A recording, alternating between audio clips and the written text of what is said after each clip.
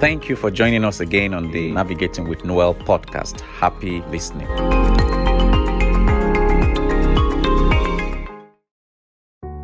How many of us here have heard God on issues of our lives? And you can say, oh, this one I heard God. Second question, those of us who have not heard God, whose fault is it that you've not heard God? Is it God's fault or is it your fault? Hearing God is not something that happens automatically. Hearing God is something that can be learned. Your ears can be trained to hear God. For all you care, you can be in church, you can be a worker, you can even be a pastor. If you don't develop the skill of hearing God, you will not hear Him. That's what I want to bring to our attention today. If you are not hearing God, it's your fault. And you have better do something about it. Don't be complacent about it because your life may depend on it. Your inability to hear God means that you are vulnerable to danger. You can easily be misled and it's dangerous. So one thing I'll tell everybody here is that God is always speaking. If you are not hearing, it is your fault. For you not to hear, you have to go and work on yourself because you were created to hear God. We were all created to hear God. What makes you a living soul is your ability to hear God, to follow His instructions. If you can't hear God, then you are as good as dead. Yes, is that serious? If you can't hear God or if you don't hear God, it's practice. Practice makes perfect. But if you just think, oh, something is just nudging you and you are not sure it is God, one of the ways you'll be sure is that sometimes you make a mistake. God said you should do something, you didn't do it. You will now see the effects. Then you now say, that was God leading me. So one of the ways to actually even train yourself in hearing God is hindsight check. Look back at something, an incident that happened in your life that you actually had a nudging. Don't go here and you went and something happened. Or don't do this and you did it and the outcome was bad. So that is one of the ways to train yourself on hearing God. So one of the ways to know how God leads you and how He guides you so that you will be more sure when it happens again is by reflection, going back in time to see what happened. Most times, God will lead you in a way you are used to. There's a way He leads you. Some people get audible voice. Me, I hardly get audible voice. Some people, is after they go and do 40 days fasting. Like some people, when they wanted to marry, they went to go and fast. Me, I never fasted.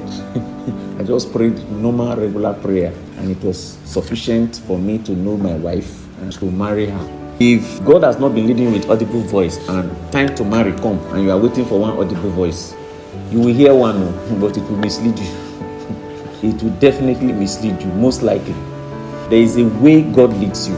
When you have those nudgings, that is the leading of God. And you have seen that in time past, when you didn't follow that voice, you got into trouble. You understand? So that is one of the God leads you by what they call it perception. Is it perception they call it now? Just perceive. I perceive. You hear people say I perceive. That's one of the ways God leads people. God also speak to you through situations and circumstances. Circumstances will just present themselves and you know that this is God leading me. A typical example is the way I launched NWN. There were issues of circumstances around it that I had to do it now and this is the way to do it. God can speak to you through circumstances. Who can remember a very classical example in the scriptures? Jonah. He was to go to Nineveh, he entered boat going to Tarshish. What happened? Circumstances orchestrated themselves. The wind started blowing boisterously. When you are going on a wrong path, you can use circumstances to speak to you. So God speaks to us through circumstances. He speaks to us through the inner voice. Of course, the one we are all very used to, which we always take for granted, is that He speaks to us through His word and prayer. So that is the quickest and that is like the most usual way He speaks to us. Like if you want to hear God on a daily basis, just pray daily and read the word of God daily. He will speak to you. Now He may not speak to your circumstances, He will speak to you. God speaks to us through circumstances. Circumstances is one of the ways God speaks to us. We should learn to recognize the voice of God in everything that we do. Do you know that God can use an unbeliever to speak to you? He can. It's just for you to be attentive. There's how to train your ear to know when God will speak. There was one time something happened in my office and I was so angry, upset, emotionally down, and my boss just started speaking to me. In short, I'd already put up an attitude as in, what is he going to say? They are the people that are dealing with me in this office. What is he going to say? By the time the man finished speaking, I knew it was God that spoke.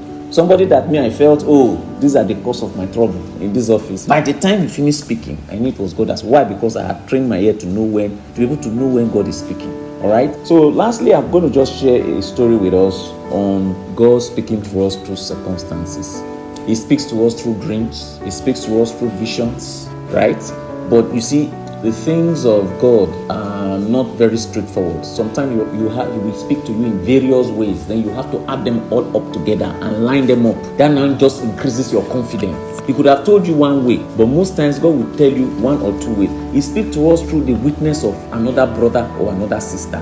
He speaks to us through the witness of another brother or another sister. Like sometimes, God will just use mommy and just drop something. I'll just know that this one is God. I know it's not just her speaking. So what we need to do is to train ourselves to recognize when God is speaking. It can be through anybody. He speaks to us through people. He speaks to us through circumstances. The important thing, like I'm saying, is that it's a skill. You have to train your ears. You have to train your mind to be able to perceive when God is speaking. It's a training. Not so much of how long you have been in the Lord or how old you are. There are some people that are not pastors, but they pick the things of the Spirit more than any other person in the church. They don't even have a title in the church. But when it comes to perception, don't joke with them. They can easily pick it. So you have to sense such people. There are some people, they don't appear very spiritual. But one thing I've noticed is that they can pick things in the Spirit so easily. So easily. They just say it, and I don't joke with what they say. It's not when somebody is sober looking or... Picking things in the Spirit is a skill. Hearing God is a skill. And anything that is a skill, practice makes perfect. And you must be intentional about practicing it. So lastly, I said I'll tell us a story about a young lady. She was in a relationship with a guy. And the guy was not really somebody she was to go out with. And she said she will have dreams. She will see her pastor telling people in the dream to carry cane and go and flog her for following that guy. And she said she was still adamant that it's the guy. And she said somehow she herself knew that this is not the guy. You will see the one that broke the camel's back, that she was walking one day on the street and a madman just took cane and started flogging her. This is a real life story. Someone that I know. She said that was the peak of it. She just knew that, the madman said, they have been telling you to stop following that guy. You will not stop, Abi. Wait, yes. See, in the whole, he didn't attack any other person on that road than herself. She said she was scared to the bone marrow.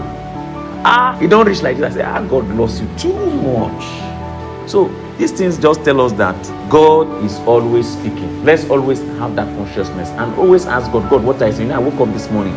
There were a couple of things in my mind. I'm like, God, what are you saying on this one? I'm not sure what to do. This one, I'm not sure what to do. This one, I'm not sure what to do. And when I'm not sure, sometimes I just leave it. And things will just start happening and aligning. I'll just know, okay, this is the way to go. When the prayer meeting yesterday, we're praying and things were getting clearer on an action I wanted to take. You understand? That's how God speaks. So anything you want God to speak, go and meet him. Talk to him about it. Now, don't bother as to how he will speak to you. That's not your business. Don't box yourself. He will speak to me audibly. He will speak to me in a dream. No! You can decide to speak to you through Uncle Dio after people have just finished quarreling. That's God for you. That you don't want to hear him. You don't even want to see his face. He will not be the one telling you, and when he speaks, God has used this concability to speak to me. Need to be careful. That's why you need to just learn to obey God in terms of loving everybody and drawing the boundaries. Don't hate somebody to a point that the day God will decide to use the person to speak to you, will not hear. Don't even hate anybody for that matter. Just a few nuggets on us hearing God, because I consider this thing too important. It can make you or mar you.